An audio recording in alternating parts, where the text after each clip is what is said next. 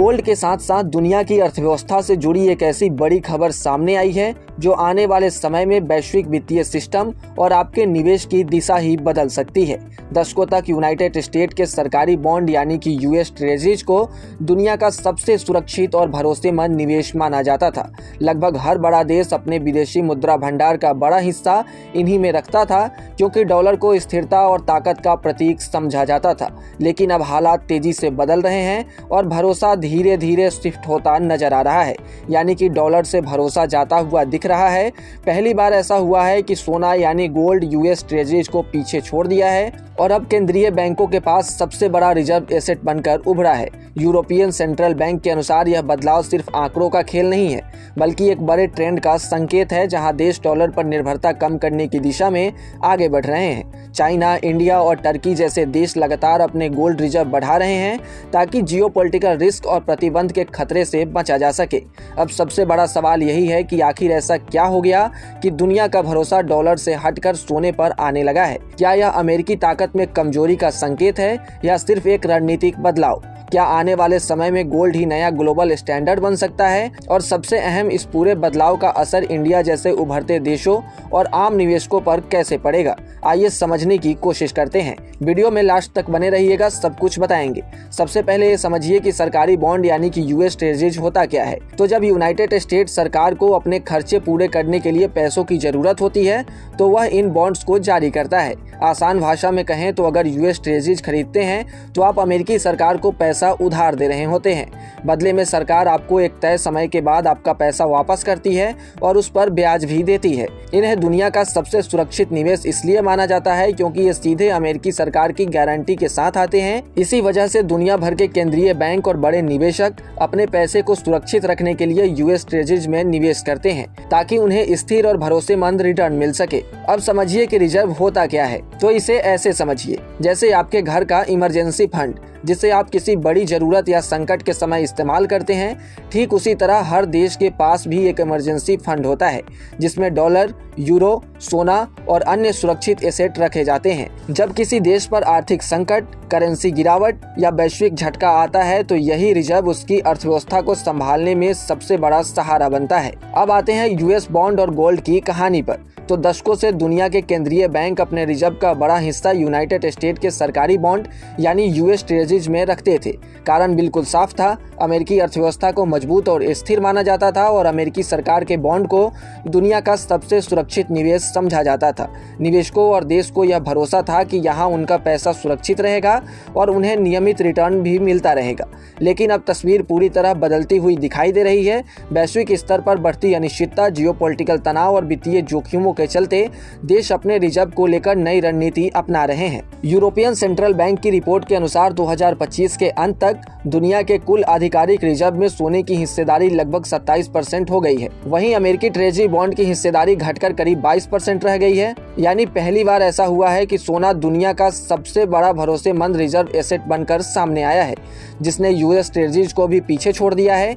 यह बदलाव सिर्फ आंकड़ों का नहीं बल्कि एक बड़े ट्रेंड का संकेत है, जहां देश अब धीरे धीरे डॉलर पर निर्भरता कम कर रहे हैं और गोल्ड जैसे सुरक्षित और स्वतंत्र एसेट की ओर आगे बढ़ रहे हैं। लेकिन सवाल यह है कि आखिर दुनिया के देश अचानक सोना क्यों खरीद रहे हैं? तो इसके पीछे कई बड़े कारण हैं। पहला कारण यह है कि बढ़ता भू-राजनीतिक तनाव।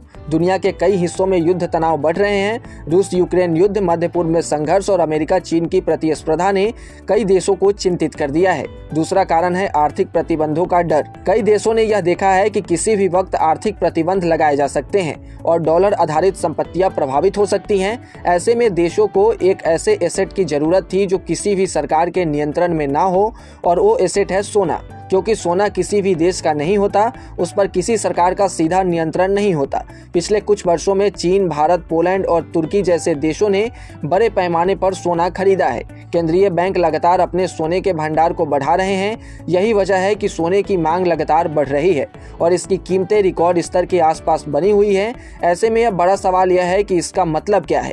क्या आने वाले समय में गोल्ड में निवेश करना चाहिए और क्या डॉलर की ताकत खत्म हो रही है? तो जवाब समझने के लिए पहले सोने पर नजर डालते हैं, फिर डॉलर की बात करेंगे।